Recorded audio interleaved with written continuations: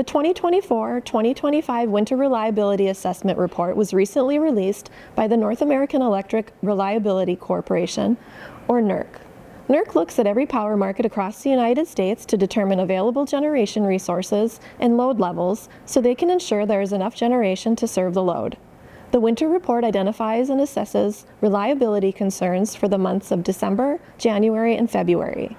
Val Weigel, Basin Electric Vice President of Energy Markets, shares more about the NERC Winter Reliability Assessment. Some of the key findings that we saw in the Winter Reliability Assessment Report were that under normal conditions, all of the market areas that Basin Electric participates in we do expect that they will have sufficient reserves.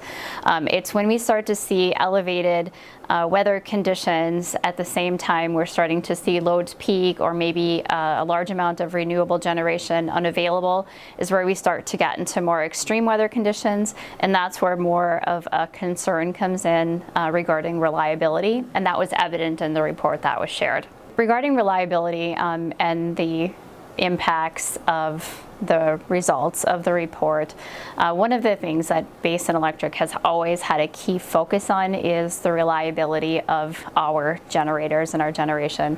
The operations team does a really good job to ensure as best they can that the resources are available during some of these time frames where we do experience very high loads, and they do their best to try to have generation available as well when we're experiencing maybe very low renewable conditions. So Basin Electric's all of the above resource strategy is helpful in time frames. For example, we have a large portfolio of dispatchable generation and non-dispatchable generation. And when non-dispatchable generation, for example, like wind generation and solar generation is not available, we can count on our dispatchable generation to help to serve our load. Or maybe when dispatchable generation is in an outage, then we can also rely more on the renewable generation that's in our portfolio to help lower the cost to serve our load during those time frames.